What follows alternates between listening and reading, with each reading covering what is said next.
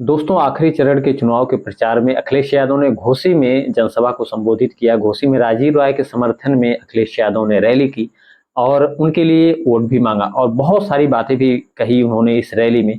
अगर बात करें शिक्षा मित्रों की, आंगनबाड़ी कार्यकर्त्री की या फिर आशा बहुओं की, तो जिनका मानदेय को लेके काफी दिनों से उनका धरना प्रदर्शन रहा है, सरकार से काफी ज्यादा वो मांग करते आ रहे थे और भी संविदा कर्मचारी बहुत सारे लोग हैं जो अपने मानदेय को लेके बढ़ाने को लेके काफी ज्यादा सरकार से मांग करते आ रहे हैं। मुझे लगता है इन्हीं को देखते हुए अखिलेश यादव ने उनसे वादा भी किया है कि उनकी अगर सरकार बनती है, इंडिया गठबंधन की सरकार बनती है, तो उनके मानदेय को बढ़ाया जाएगा और सरकारी नौकरियों में जो पद भी रिक्त हैं 30 लाख के आसपास, उनको भी भरा जाएगा। तमाम वादे किए उन्होंने युवाओं से, किसानों से, तमाम देश की जनता से।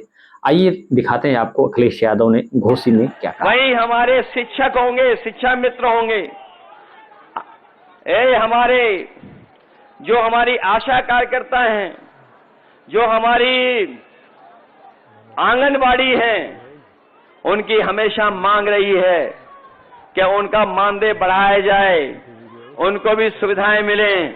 तो हम भरोसा दिलाते हैं कि उनको भी सुविधा देने का काम करेंगे, उनका भी मानदेय बढ़ाएंगे। जहां मानदेय उनका बढ़ेगा, वहीं हमारी मनरेगा की मजदूरी को भी हम लोग प्रतिदिन 450 कर करके अपने मजदूर भाइयों की मदद करने का काम करेंगे। इसलिए मदद करो सब लोग, मदद करोगे सब लोग। जो दूसरे प्रत्याशी हैं, सुना है जब भी कोई आ रहा है तो वो लड़खड़ा करके गिर पड़ रहे हैं, उनको छड़ी भी नहीं मदद कर पा रही है। बताओ, छड़ी मदद कर पा रही है कहीं? लड़खड़ा के कैसे गिर रहे हैं? देखा आपने कि नहीं देखा? और सुना है मैंने, कभी हम लोगों ने गुरु लोगों के सामने उठक बैठक की होगी।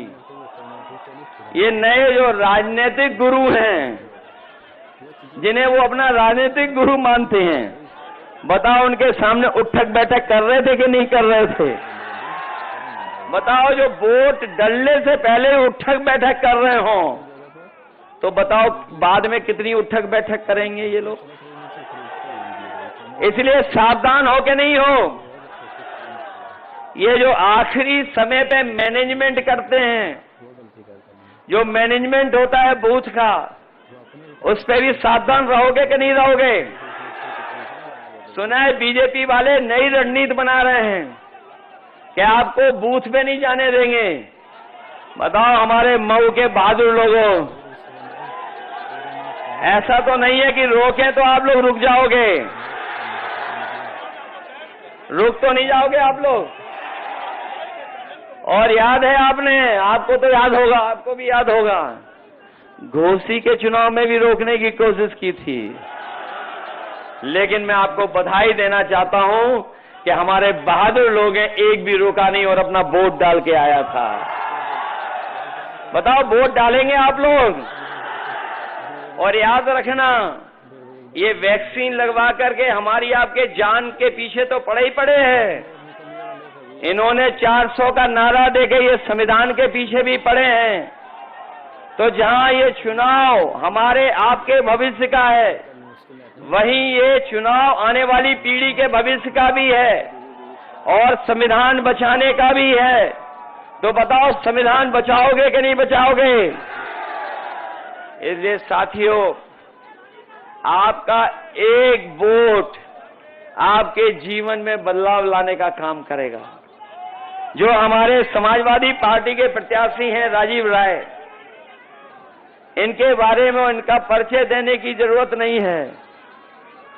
ये राजीव राय जी लगातार आपके बीच में रह करके सेवा करते रहे हैं और जब कभी भी संकट आया होगा, हमारे जो फंसे हुए मजदूर जो कोपागंज के मलेशिया में फंसे थे, उन मजदूरों को याद होगा, जब सरकार ने भी हाथ खड़े कर लिए, बीजेपी ने हाथ खड़े कर लिए, कोई मदद नहीं की। जब कोई सब कुछ उनके हाथ में था, संसाधन हाथ में थे, सरकार थी, जो चाहते सो कर लेते। लेकिन याद रखना, जब जनता को जरूरत थी, तब सरकार ने आपकी मदद नहीं की थी। और ऐसा भी समय देखा था गुजरात से, महाराष्ट्र से, बाहर से जो हमारे काम करने वाले गरीब लोग थे, उन्हें पैदल पैदल अपने घर तक पहुंचना पड़ा था। उस समय अगर किसी ने मलेशिया से मजदूरों को बुला करके और पूरे कोरोना काल में जो सहयोग और मदद करने का काम किया, दवाई से लेकर के सुविधा अगर किसी ने की थी तो राजीव राय करते रहे थे, लगातार आपकी मदद करते रहे थे। इसलिए मुझे पूरा भरोसा है कि जहां आप राजीव राय जी की मदद करने जा रहे हैं, वहीं आप लोग समाजवादी पार्टी की भी मदद करना। बताओ, ये राजीव राय जी समाजवादी पार्टी के प्रत्याशी हैं, इनका चुनाव चिन्ह याद है?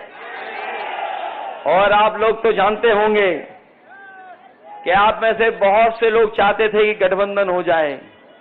बताओ, गठबंधन हो गया कि नहीं हो गया? बताओ, गठबंधन से ही लोग घबरा गए कि नहीं घबरा गए? और इतने घबराए हैं कि इतने लड़खड़ाए कि इन्हें ये भी मदद नहीं करेगी अब। बताओ, लड़खड़ा गए कि नहीं लड़खड़ा गए? और ये ऐसे हैं, स्वार्थी लोग हैं। बताओ, स्वार्थी लोगों से बचाओगे कि नहीं बचाओगे? पुराने स्टेटमेंट तो याद होंगे। बताओ, बीजेपी के लिए क्या कहते थे ये कि चल सन्यासी मंदिर में। और हमारे साथियों, गूगल करके या यूट्यूब पे गाना सुन लेना। पहली लाइन तो हम और आप लोग कह सकते हैं, दूसरी लाइन तो कोई भी नहीं कह सकता है। सोचिए आप किस किस को धोखा दिए हैं। और ये ऐसे धोखेबाज हैं जो अपने को भी धोखा देंगे, अपने आप को भी धोखा दे रहे हैं। इसलिए ऐसे स्वार्थी लोगों के खिलाफ आप लोग मतदान करने का काम करना, यही मैं निवेदन आपसे करने आया हूं। जहां 4 जून को रिजल्ट आना है, ये तो सब लोग जानते हो कि नहीं जानते हो? रिजल्ट आ रहा है 4 जून को। और 4 जून को बताओ क्या है?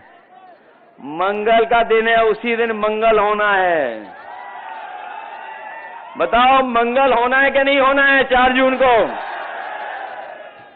और जो लोग जनता को धोखा दे चुके हैं, गरीबों को धोखा दे चुके हैं, बताओ, पीडीए की ताकत से घबरा रहे हैं कि नहीं घबरा रहे हैं? और इतने घबराए हुए हैं कि इंडिया गठबंधन का नाम भी सही तरीके से नहीं ले पा रहे हैं। जब नाम लेते हैं तो बताओ क्या कहते हैं? बताओ, जिन्हें यही नहीं पता है कि INDI ये इंडिया होता है, इंडी नहीं होता है। इसलिए ऐसे लोगों से सावधान रहोगे कि नहीं रहोगे? तो सुना दोस्तों आपने किस तरीके से अखिलेश यादव ने युवाओं के लिए, किसानों के लिए, तमाम संविदा कर्मचारियों के लिए या उनकी सरकार बनने पे क्या क्या चीजें मिलेंगी, बहुत सारे लोगों के लिए बहुत बड़ी बड़ी बातें कही है। अब देखने वाली ये बात होगी कि 4 जून को किसकी सरकार बनती है। अगर इंडिया गठबंधन की सरकार बनती है तो अखिलेश यादव या फिर राहुल गांधी या इंडिया गठबंधन किस तरीके से इन वादों को पूरा करता है, इस पे सबकी नजर बनी रहेगी। सब लोग कहीं न कहीं एक उम्मीद के तौर पे देख रहे होंगे, जब अखिलेश यादव या राहुल गांधी या इंडिया गठबंधन के लोग ऐसा बोलते होंगे जनता के बीच, तो जो लोग भी उनका समर्थन करेंगे कहीं न कहीं उनको एक उम्मीद रहेगी। और अगर उनकी सरकार नहीं बनती है तो फिर मामला ही अलग होगा। फिलहाल आज की वीडियो पे आप क्या कमेंट करना चाहते हैं, कमेंट सेक्शन में जरूर बताइएगा। और नए हैं तो चैनल को सब्सक्राइब करके सपोर्ट भी कर दीजिएगा। आज के लिए बस इतना ही, मिलते हैं आपसे अगली वीडियो में। तब तक के लिए जय हिंद।